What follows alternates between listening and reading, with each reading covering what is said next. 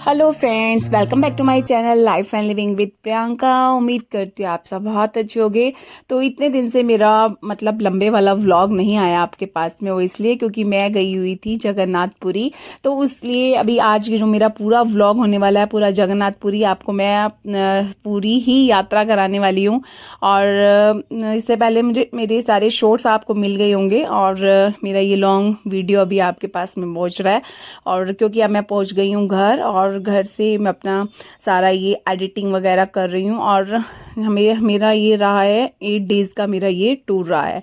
हमने एसी वाली train book कर ली थी, क्योंकि इसमें जो लॉन्ग जर्नी होती है ना, तो इसमें कंफर्टेबल रहता है। और 3 टायर वाली थी, 3 टायर इकोनॉमिकली भी बुक करी थी और वैसे नॉर्मल वाली भी। इकोनॉमिकली थोड़ी सी कंजस्टेड रह जाती है, तो नॉर्मल ये वाली सही रहती है। तो बस मेरी यात्रा यहाँ से शुरू हो गई। हम पहुँच गए जगन्नाथ मंदिर, जो कि मेरा एक सपना था कि मैं कब पहुँचूंगी। बस मैं पहुँच गई, बुला लिया मुझे जगन्नाथ जी ने। बहुत बहुत सौभाग्यशाली हूँ मैं। यही यहाँ का पुरी का फेमस टेम्पल है, जहाँ पे जगन्नाथ जी विराजमान है। यहाँ से अभी हम लेन लगाएंगे, क्योंकि काफ़ी मैंने देखा यहाँ पे अभी रश है, क्योंकि अभी ना क्रिसमस का टाइम, न्यू ईयर का टाइम सब आसपास है, तो इसलिए ना बहुत ज़्यादा रश है अभी। तो इस टाइम पे ना हर जगह जाना आपको रश ही मिलेगा।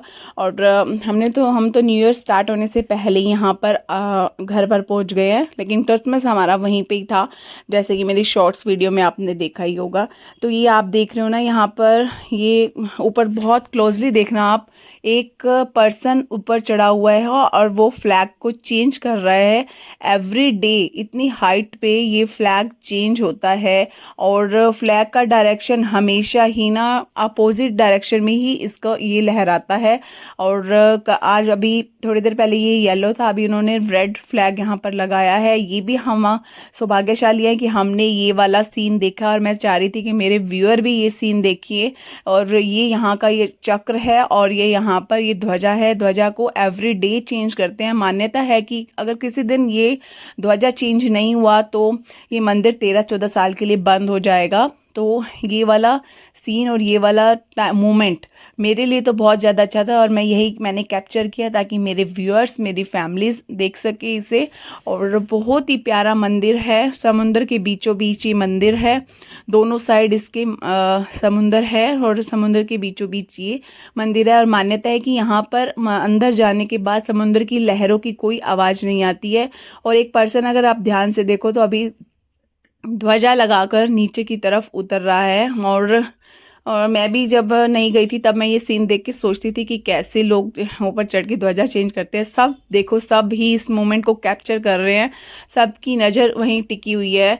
और मैंने भी ये मोमेंट देखा, मेरे लिए बहुत ही ज़्यादा, मैं शब्दों में बयान नहीं कर पा रही हूँ आपको कि मेरे लिए ये कितना ज़्यादा अच्छा मोमेंट है।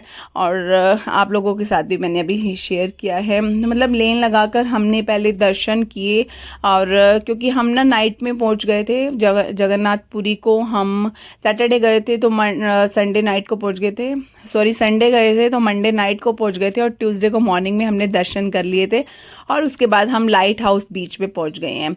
ये जो मैं आपको दिखा रही हूँ यहाँ से, ये है लाइट हाउस बीच।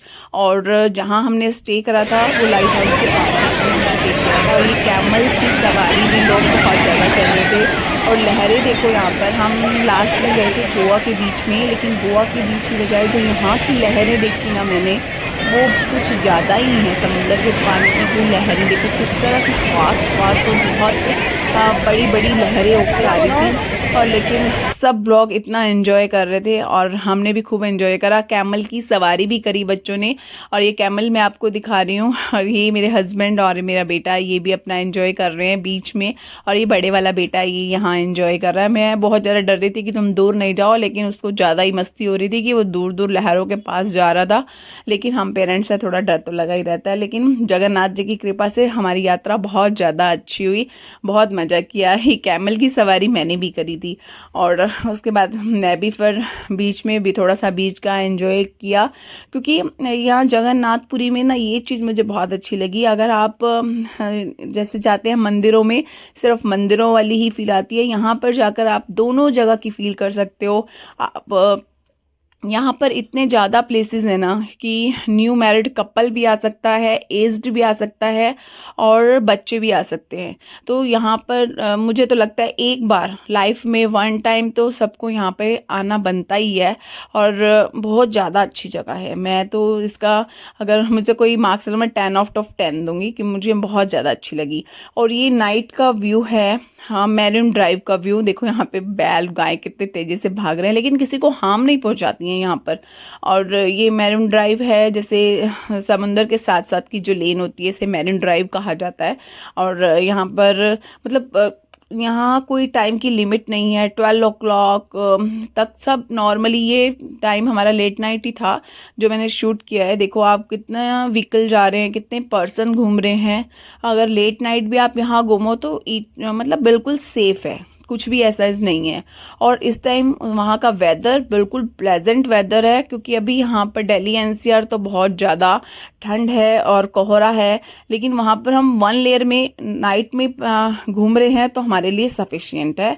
और दिन में तो आप वही समर के कपड़े भी कैरी कर सकते हो क्योंकि पूरा सन होता है। बस वन डे ही हमें बारिश मिला है, वो भी भुवनेश्वर मिला है। जो मेरा नेक्स्ट डे का टूर है वो भी मैं आपको इसी व्लॉग में दिखाने वाली हूँ।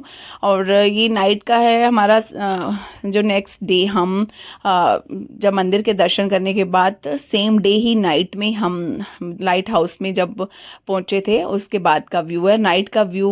फिर हम मैरिन ड्राइव जाने के बाद में फिर हम आ गए थे यहाँ पर नाइट में ही लाइट हाउस के नाइट का व्यू दिखाने के लिए। बीच का मैं आपको यही शो कर रही हूँ कि इस टाइम पे दूर दूर तक कैसी लहरें दिख रही है। अंधेरे में भी देखो वाइट वाइट लहरें चमक रही हैं।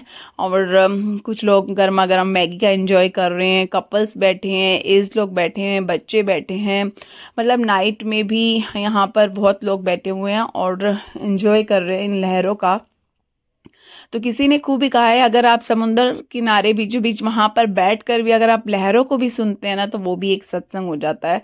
और ये बात तो मैंने अपने मतलब फील भी करी है।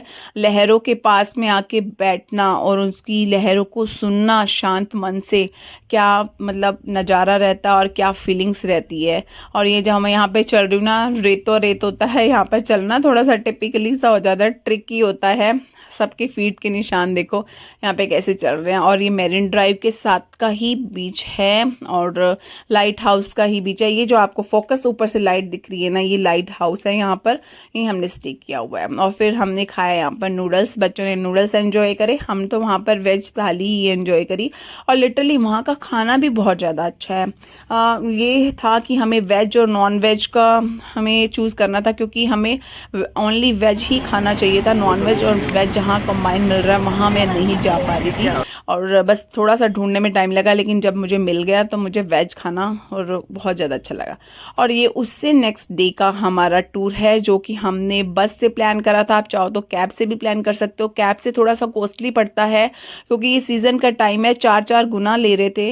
लेकिन बस में जाओ, और बस भी एसी बस होती है, कुछ भी ऐसा नहीं है कि हम बस या गाड़ी में कुछ हमारे डिफरेंस लग रहा हो, क्योंकि वहाँ पर ट्रैक बिल्कुल स्ट्रेट है, कोई झटके नहीं आ रहे हैं कुछ है।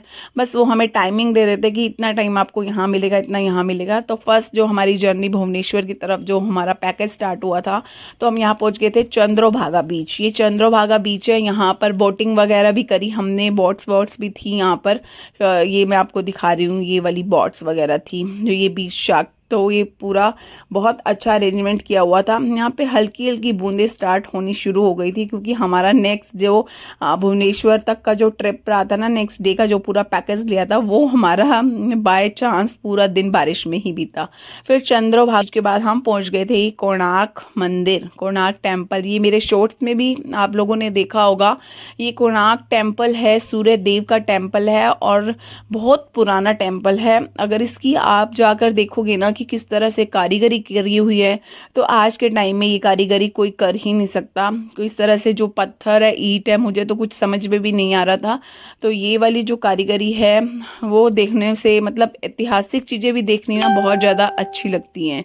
तो बस यही चीज़ें ही देखने हम यहाँ पहुँच गए थे, कोणार्क का मंदिर। और बारिश यहाँ पर बहुत ज़ोरों से हो गई थी और हमने ना कोई भी अम्ब्रेला कैरी नहीं किया हुआ था। अगर आप जाओ ना बीच के आसपास तो घर से अगर जा रहे हो तो अम्ब्रेला ज़रूर कैरी करके जाना, क्योंकि मुझे ऐसा फील हुआ कि अम्ब्रेला आपके पास होना ही चाहिए चाहे कोई भी वेदर हो, क्योंकि यहाँ बारिश का कुछ नहीं पता चलता कब हो जाए। और ये जो चक्र दिखा रही हूँ, ये चक्र देखो आप, बहुत क्लोजली मैंने यहाँ पे वीडियो लिया था आप लोगों के लिए कि आपको दिखाने के लिए।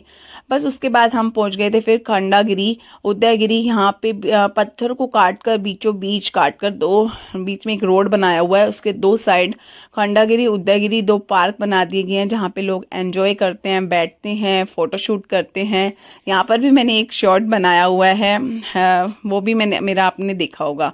उसके बाद हम पहुंच गए थे नंदन कंदन जू, और ये दी बेस्ट प्लेस है, यहाँ मतलब जाना मत भूलिएगा अगर आप जाओगे तो। और ये जो नंदन कंदन जू है यहाँ पे टिकट्स आपको मिल जाएंगी, और बसेस वगैरह वाला वो भी पहले पैकेज में सब इंक्लूड कर लेता है।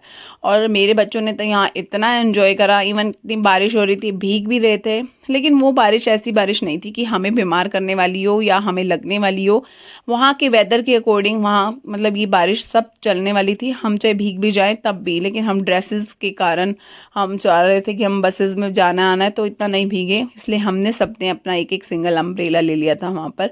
और यहाँ पर देखो मैं दिखा रही हूँ आपको लेपर्ड, ये लेपर्ड आपको दिख रहा होगा थोड़ा क्लोजली, क्योंकि वो नेट है, नेट से पीछे दिखाना पड़ता है।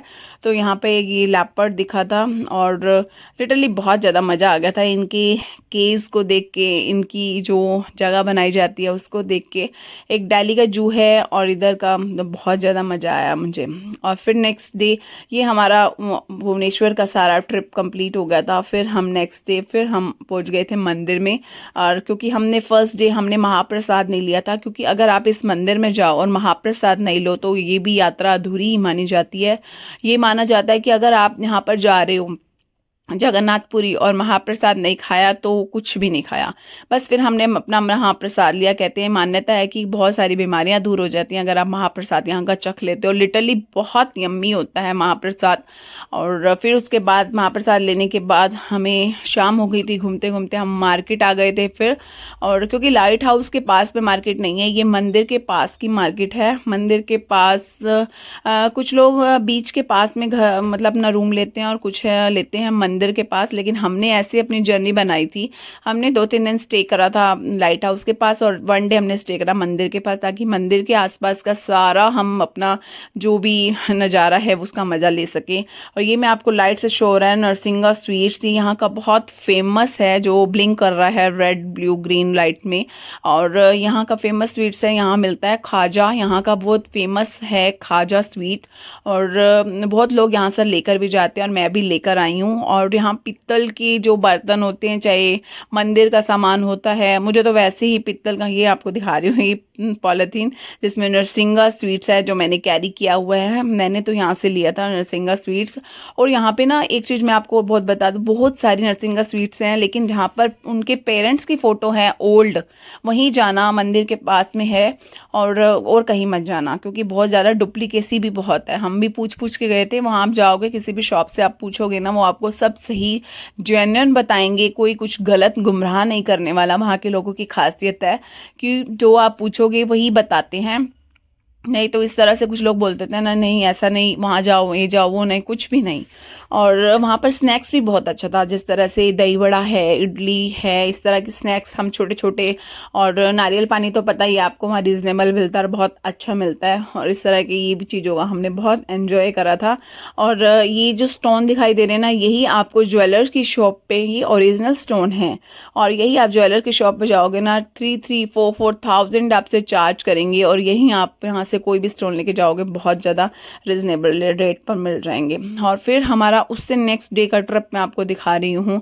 हम लोकल ही जगन्नाथपुरी का लोकल ही, यहाँ पर लोकल आपको ऑटो से या ई रिक्शा पे विजिट करना पड़ता है। मात्र 500-600 आपसे चार्ज करेंगे, और 800 भी बोल देंगे, लेकिन 500-600 में आपको हो जाएगा। ये चंदन सरोवर है, चंदन सरोवर माना जाता है, यहाँ पे भगवान जी ने यहाँ पर स्नान करा था। तो ये सरोवर का भी बहुत बड़ी मान्यता है। तो वो लोकल में आपको ऐसी ऐसी जगह पे ले जाएंगे। पहले लेके जाएंगे मार्कंडेश्वर मंदिर, उसके बाद फिर ये यहाँ पर लेके जाएंगे ये चंदन सरोवर। तो यहाँ हमने लोकल में फिर घूमा, क्योंकि लोकल का जो भी प्लेसेस है वहाँ जाना भी जरूरी है, क्योंकि वहाँ भी कृष्ण भगवान की काफ़ी प्लेसेस हैं, जगन्नाथ जी के काफ़ी प्लेसेस हैं यहाँ पर। तो ये मंदिर उस टाइम पे बंद था, लेकिन हमने बाहर से दर्शन किया और ये जो सरोवर पे हमने हाथ मुंह धोया, क्योंकि यह मान्यता है यहाँ पे हाथ मुंह धोना जो बहुत ज़रूरी रहता है, अच्छा रहता है। और ये छोटी छोटी स्टॉल्स है ना, मतलब इन पे स्टॉल पे शॉपिंग ज़रूर करना है, क्योंकि मुझे लगता है कि बड़ी बड़ी शॉप्स पे तो हर कोई जाता है, इन छोटी छोटी शॉप से कोई खरीदना कोई कम ही पसंद करता है। लेकिन मैं चाहती हूँ इन लोगों के साथ में इनके लिए भी अच्छा होना चाहिए ईच एंड एवरीथिंग, क्योंकि हम जैसे टूरिस्ट ही इनकी कमाई करवा सकते हैं। तो मैं ऐसे ऐसे जो छोटे छोटे प्लेसेस है, चाहे पेन लूँ, चाहे मैं छोटी छोटी चीज़ें लूँ, मैं ज़रूर खरीदती हूँ, ताकि ये लोग भी खुश हो जाएं, और इन लोगों को खुश करना बनता ही है। और ये है जगन्नाथ जी के मामा या मासी, आई थिंक मामा बोलते हैं, कुछ लोग मासी बोलते हैं, उनका घर है। जब यहाँ मान्यता बोल दी जाती है कि जब जगन्नाथ जी उनको चंदन सरोवर में स्नान कराया था, तब वो थोड़े से उनको बुखार हो गया था। तो सुस्त होने के बाद कुछ दिन ब्रह्मदेव वहाँ रहे थे, उसके बाद ये अपने सबसे पहले मामा जी के घर ही आए थे। और फिर उसके बाद लास्ट में जब हमारा जाने का टाइम था, मैंने एक फ़ोन में कैप्चर करा ऊपर से, अपने रूम से जो हमने मंदिर के पास लिया था, मैंने अपना सारा मंदिर का कैप्चर किया, जो आपको ये दिखा रही हूँ। तो मेरा व्लॉग यहीं एंड हो रहा है। मिलेंगे नेक्स्ट व्लॉग में नेक्स्ट एक्टिविटी के साथ। तब तक आप अपना खूब सारा ख्याल रखिएगा, और मेरे चैनल को लाइक शेयर और सब्सक्राइब जरूर करिएगा। ऐसे ऐसे व्लॉग आपके पास आते ही रहेंगे। मेरी तो ये यात्रा बहुत ज़्यादा शुभ रही, और मेरे व्यूअर्स, मैं चाहती हूँ आप सब भी वन टाइम इस जगन्नाथ मंदिर में जरूर होकर आइएगा। बाय बाय, और चैनल को लाइक शेयर सब्सक्राइब जरूर करिएगा। Bye bye.